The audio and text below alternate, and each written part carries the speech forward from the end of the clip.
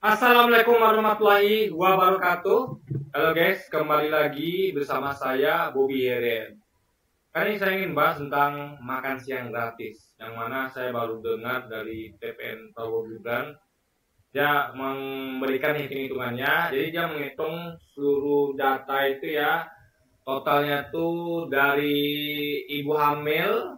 Jadi memberi makan siang tuh pada ibu hamil, jumlahnya sekitar 3 juta. Saya lupa jumlah lainnya. Itu ada balita.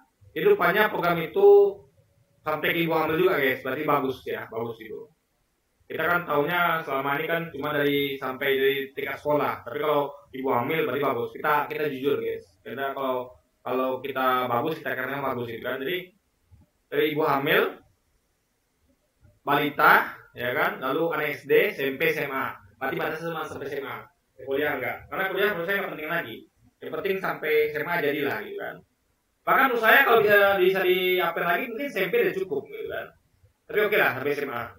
Nah, ini totalnya itu adalah sekitar 82,5 juta. Total dari ibu hamil, balita, anak SD, SMP, SMA seluruh Indonesia. Totalnya adalah 82,5 juta orang gitu kan, penerima manfaat. Nah, jadi dari jumlah itu kata beliau ini dari TPN Prabowo Gibran itu budget satu orang itu adalah 1 dolar. Berarti kalau kurs sekarang sekitar 15 ribuan ya guys ya. Nah, cuman kalau coba Anda bayangkan kira-kira 15 ribu itu cukup atau tidak? Mungkin saya rasa cukup nggak cukup lah ya. Kita anggaplah cukup gitu guys. Ya 1 dolar, kita gampang lah 1 dolar gitu kan. Nah, berarti kata dia dibutuhkan budget itu 1 triliun, gitu kan? 82,5 juta orang dikalikan dengan 1 dolar alias 15 ribuan.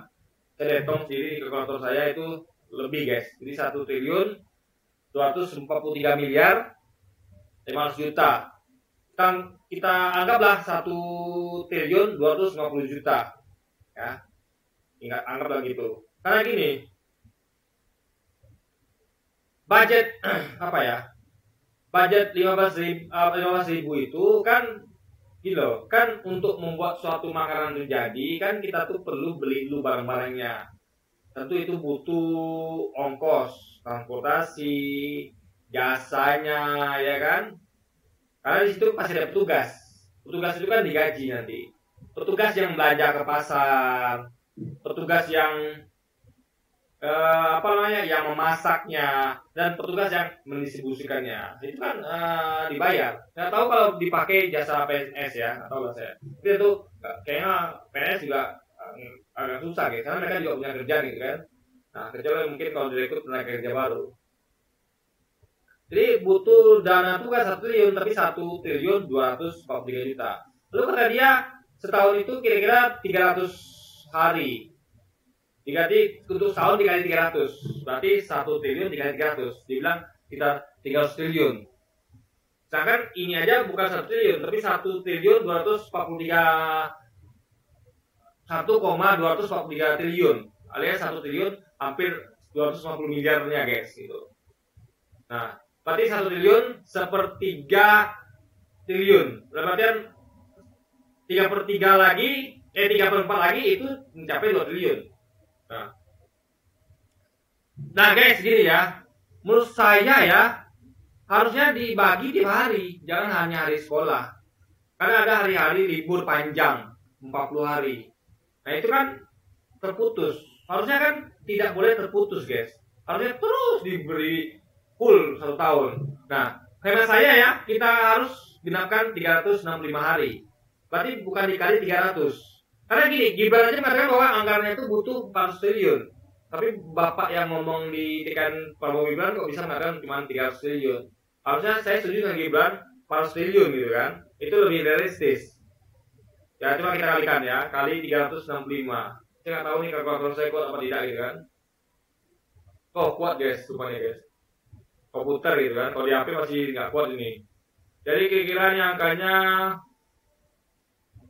500 miliar 1 triliun. Berarti sekitar 453 triliun guys. Berarti 450 triliun. ya, untuk full tiap hari dikasih, libur juga dikasih, ya kan? Nah, berarti 450 triliun, 453, anggaplah digabungkan dari 450 triliun.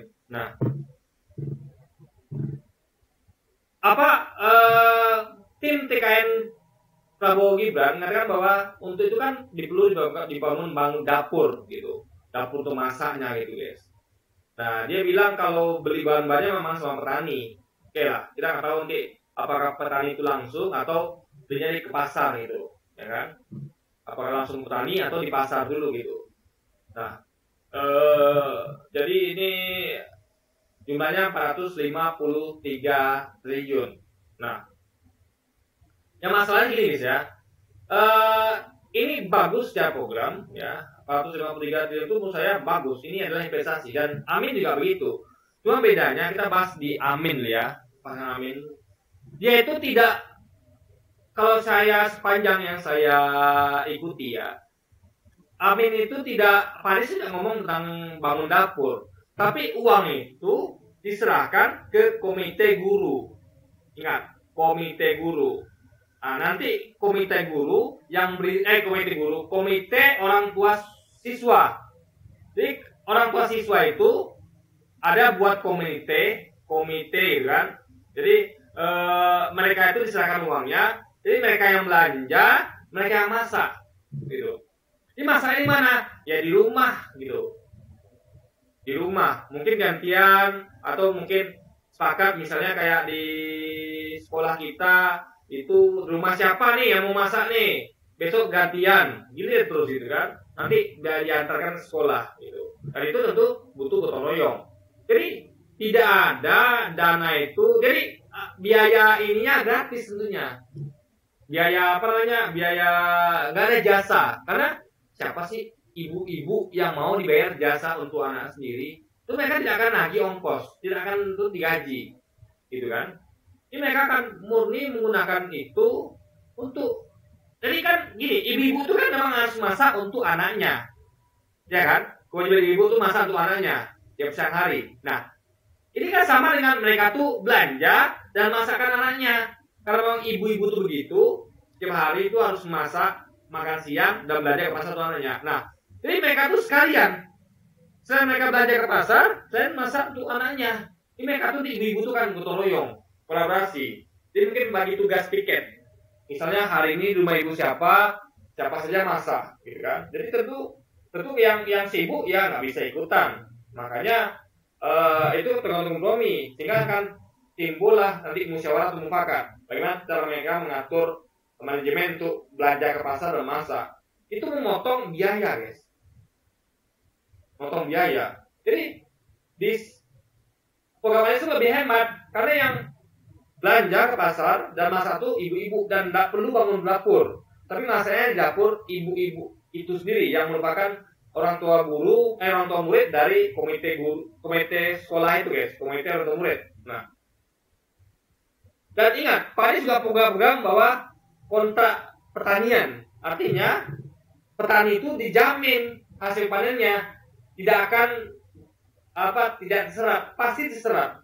Jika orang semangat untuk produksi, karena ada jaminan. Kayak Bulog gitu kan ada jaminan itu, dia akan menyerap pasar dari petani.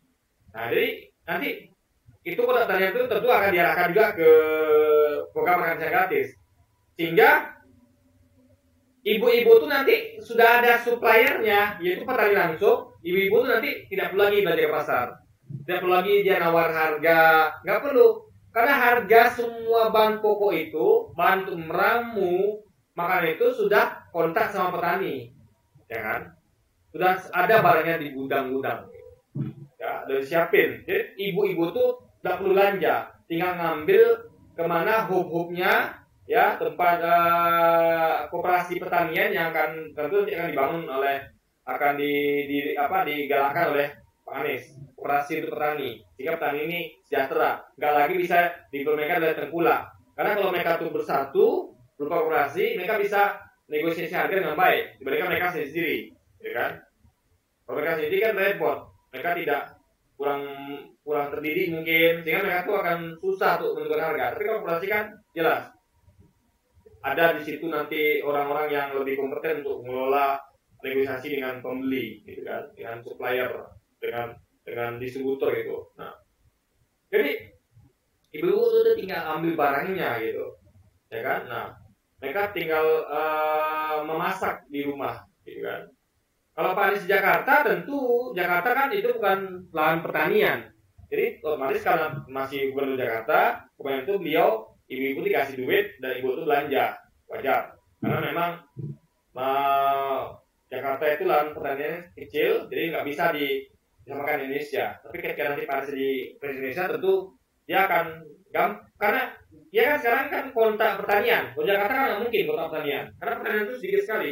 Tapi kalau Indonesia kan akan sangat mungkin dibikin kota pertanian dan Pak Anies sudah membuktikan itu. Dia selalu melakukan kontak pertanian dengan beberapa petani, gitu kan, dengan beberapa kelompok petani. Jadi itu cara beliau tuh sangat luar biasa guys, kontak pertanian. Sehingga saya pun mau ini petani. Kenapa? Karena saya takut untuk masalah pemasaran akan ada yang menampung, yaitu pemerintah. Nanti tugas pemerintah lah yang menjualkan. Jadi kita petani itu nggak perlu lagi pusing-pusing memikirkan cara penjualan, karena yang menjualkan nanti ada pemerintah. Petani hanya fokus pada mengejar produksi, itu bagus sekali guys. Nah, jadi India tidak perlu bangun dapur, sehingga kos akan ditekan lagi untuk dibagikan ke bagian lain, yaitu kayak puskesmas. Nah, menariknya Pak Anies ini kan akan membangun puskesmas di tiap-tiap kecamatan, dan dia tuh di tiap desa. Dan artinya dia tuh nanti akan ada banyak puskesmas dan posyandu yang hidup. Nah, itu nanti ketika sekolah tutup karena orang libur, puskesmas bisa dibuka, ya kan? Puskesmas itu bisa dibuka, posyandu. Jadi ibu-ibu kan nggak ada liburnya, guys. Ibu-ibu kan nggak ada liburnya, ya kan? Mungkin kalau mau liburan, kan nggak semua ibu-ibu juga libur. Mereka juga harus masak. Ada yang tinggal di rumah untuk masak. Nah, itu bisa diatur. Misalnya ada ibu-ibu yang mau ambil libur pas lagi libur ini kan, mungkin ibu itu bekerja sebagai apa. Nah, gantian itu. Jadi ibu-ibu yang nggak bisa libur di masa libur, ya dia kerja masak untuk anak-anak seluruh sekolah, gitu kan. Nah, yang dipegangnya gitu. Nah, ibu-ibu yang liburnya itu di luar itu, tentu gantinya dia nggak boleh libur ketika pas lagi libur nasional gitu kan. Nah, itu makanya nanti kompromi antara ibu-ibu.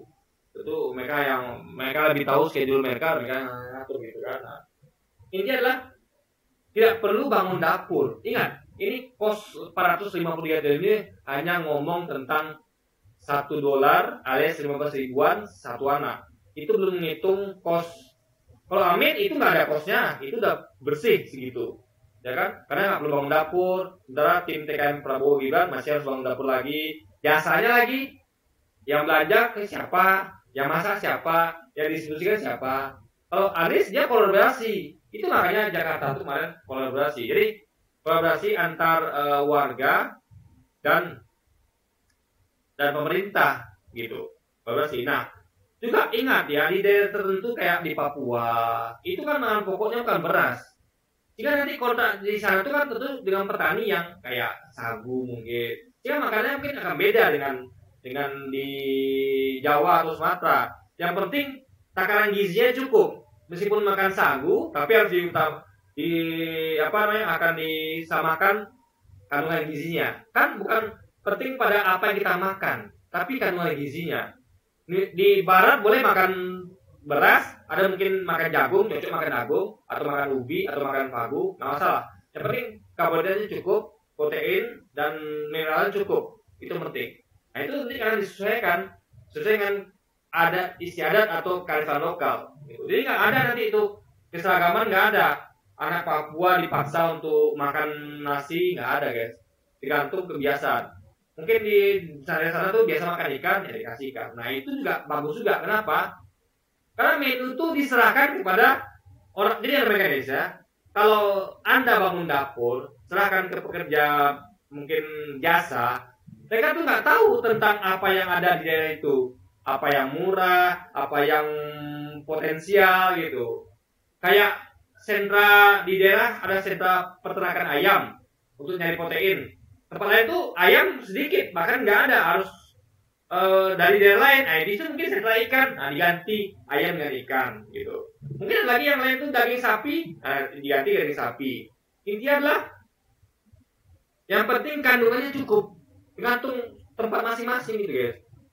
Jadi nggak perlu nanti kalaupun seandainya nanti ya ada memang dibutuhkan bahan-bahan yang memang harus ada, itu kan bisa dibikin mencetak pertanian baru, yang mana orang akan senang karena jaminan panennya dibeli pemerintah gitu. Ada kontrak dengan pemerintah untuk membeli hasil pertanian dengan harga wajar, sehingga nanti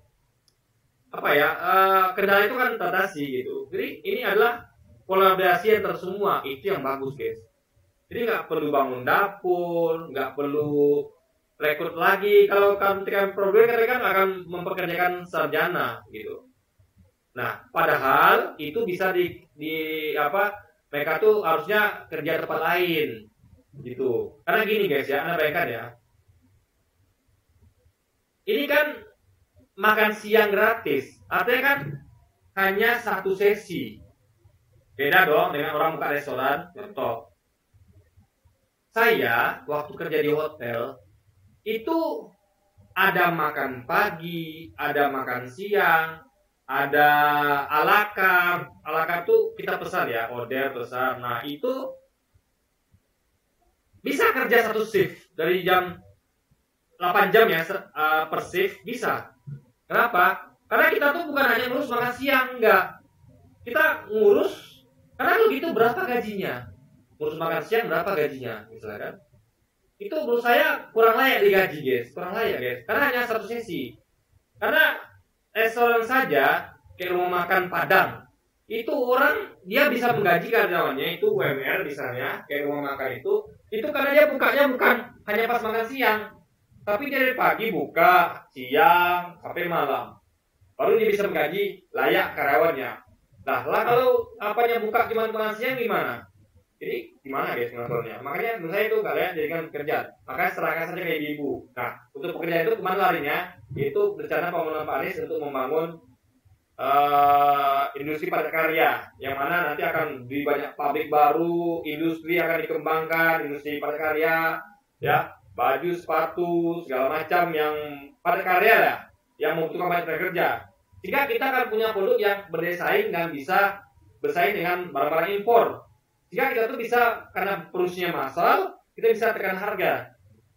Karena costnya murah, karena kita ambil bahan baku dalam jumlah banyak, dan kita produksinya massal, sehingga akan lebih murah. Tiongkok itu menangnya, kenapa mereka bisa murah harganya? Karena mereka produksinya massal. Kita tidak. Industri perdagangan kita tuh banyak mati guys, di zaman pemerintahan Jokowi ini. Karena fokusnya pada industri pada modal, yaitu pertambangan, kebun sawit dan sebagainya macamnya gitu kan. Nah, makanya barang kita tuh kalah saing. Makanya Tanah Abang tuh sepi. Karena barangnya barang lokal kebanyakan kan. Bukan kalau di e-commerce itu kan barang impor, barang-barang dari Cina biasanya. Sehingga bisa kalah secara harga orang di Tanah Abang ini. Nah, karena produksinya kurang massal, nggak semassal Tiongkok. Nah, itu yang mau diubah. Dan tentu adanya pelindungan, regulasi untuk melindungi barang-barang lokal kita, sehingga nanti akan dikenakan lah biaya masuk yang diusahakan agar barang kita tetap lebih murah dibandingkan barang mereka gitu. Nah, juga dengan upah buruh ini tentu nggak perlu pikir lagi harus naik terus, karena upah buruh naik pun ya signifikan. Kalau harga barang-barang melonjak tinggi, inflasi tinggi, barang pokok tinggi, tentu tidak terasa kenaikan UMR itu, nggak terasa. Karena habis untuk selisih UMR itu terreduksi oleh selisih kenaikan harga barang. Ya, itu guys, jadi makin tinggi UMR, makin tinggi kos produksi, makin kalah saing kita dengan Tiongkok. Kuncinya adalah bagaimana harga barang itu, kebutuhan pokok itu murah. Dengan cara apa? Program Pak Anies, yaitu akan memberantas mafia, tengkulak, semua lah yang tidak efisien itu akan diefisienkan, sehingga bahan-bahan pokok itu akan murah dan petani juga diuntungkan karena mereka tuh dijamin hasil produksinya gitu. Karena mafia tidak ada lagi direduksi, apalagi yang bermain itu nggak ada lagi, kartel nggak ada lagi ya. Sehingga nanti petani itu kan terima manfaat dari situ dan juga barang akan murah gitu. Nah, jadi itu yang direncanakan oleh Amin. Jadi program makan siang ini gratis, bagus, tapi caranya saya menilai lebih baik digunakan caranya Amin. Ya, jadi tidak perlu bangun dapur, tidak perlu jasa jenis itu, cukup dikerjakan dengan kontak pertanian untuk bahan bakunya dan ibu-ibu orang tua murid lah yang akan memasak dan bahkan itu barang pertanian tuh diantar petani langsung kepada ibu-ibu ini.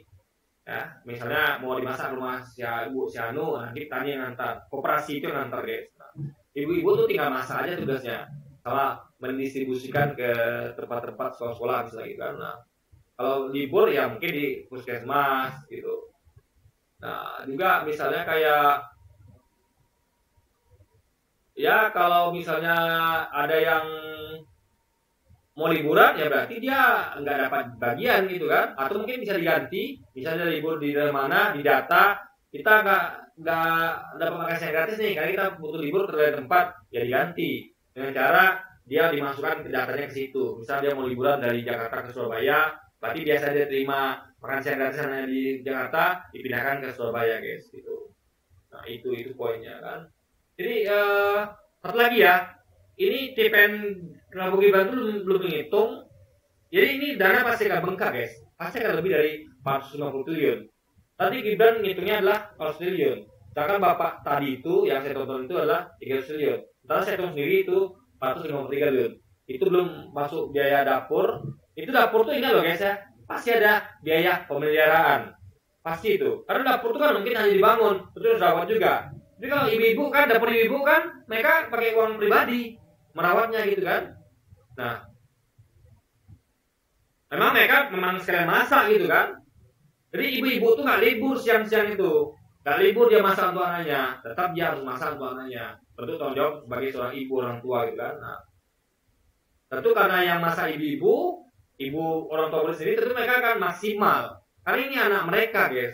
Gimana kan kalau kita kasihkan jasa orang yang siapa sih bukan anaknya gitu kan, apa mereka tuh sampai hatinya gitu kan, tentu kan beda dengan pasar ibu-ibu gitu. Makanya lebih baik serahkan ke ibu-ibu yang punya anak itu yang untuk masak gitu kan. Lalu data ini ya itu belum menghitung loh anak-anak panti asuhan, anak-anak putus sekolah. Ingat, anak panti asuhan itu juga ada yang nggak sekolah mungkin, atau anak-anak yang di lampu merah itu guys, anak gelandangan itu juga ada yang nggak sekolah, terus sekolah itu gimana? Jadi datanya kan nambah lagi, ya. Anak-anak yang orang tuanya nggak mampu nyekolahkan itu harus dihitung juga, nggak boleh mereka tuh disisihkan. Artinya dananya akan nambah lagi. Jadi guys ya, hemat saya itu kan lebih dari 500 triliun hanya untuk bahan bakunya saja. Belum di luar jasanya, jasa pengantaran mungkin, pemasaknya, jasa cuci bahan bakunya, sebelum masak gitu kan, sama jasa pengantarannya, distribusinya, gitu guys. Itu pengawasan juga kan, nah, itu kan perlu pakai jasa lagi, itu akan bengkak tak berapa guys. Nah, makanya terbagus pakai cara Anies Caimin. Jadi dia akan potong semua itu, tidak ada biaya jasa, tidak ada biaya masak, tidak ada biaya bangun dapur, ya semuanya dikerjakan oleh petani yang kontrak tani itu, bahan baku dari mereka nanti disuplai ke ibu-ibu, dan ibu-ibu masak di dapurnya, dan ibu-ibu itu akan distribusikan kepada anak-anaknya gitu, kan? Nah kalau ibu hamil, tentu yang masak tentu adalah orang mungkin ya bisa diserahkan kepada ibu-ibu PKK mungkin, tentu mereka pasti akan mau bantu gitu kan. Karena dia mereka hamil, mereka juga akan bertolongan juga. Jadi ibu-ibu PKK itu pasti akan mau bantu secara gratis, nggak perlu mereka dibayar gitu kan. Karena mereka nanti akan hamil juga. Nanti mereka dimasain lagi kan. Nah, gitu guys. Jadi ini akan jadi gotong royong di warga, sehingga di warga itu akan makin akrab. Kolaborasi ini bagus sekali. Dan itu tidak kita lihat pada TKN Prabowo Gibran. Jadi mereka tidak menyampaikan teknis pelaksanakannya seperti Pak Amin. Hanya tadi saya dengar adalah kita akan rekrut sarjana. Saya nggak tahu untuk apa itu ya. Apakah sarjana itu akan untuk mengelola atau gimana? Dia tidak ngomong tentang siapa yang masak, siapa yang belanja. Dia hanya bilang dari ada sarjana yang dipekerjakan, ada petani buat belinya petani, itu saja. Tapi admin kan lebih lengkap. Dia akan memakai orang tua murid untuk mengelolanya guys, untuk masak dan distribusikannya gitu. Dan petani yang dikontrak tani untuk menyuplai nanti gitu. Nah, jadi menurut saya ya ini program bagus dan akan lebih bagus di tangan pasangan Anies Imin dibandingkan dengan Prabowo Gibran gitu. Karena Anies sudah melaksanakan Jakarta dan terbukti sukses, sementara Prabowo Gibran belum pernah melaksanakannya gitu.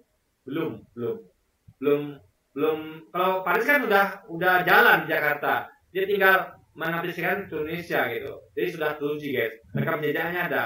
Kalau Prabowo Gibran kan hanya bagi-bagi susu, bagi-bagi aja baru guys, bagi-bagi. Ya. Dan itu pun ya masa siapa kita nggak tahu gitu. Tapi ini jelas nanti masa adalah kalau Cak Imin dan Anies itu masa adalah orang tua murid. Gitu guys. Oke, jadi mungkin sekian dulu aja video kita kali ini dan sampai jumpa lagi di video selanjutnya dan wassalamualaikum warahmatullahi wabarakatuh guys.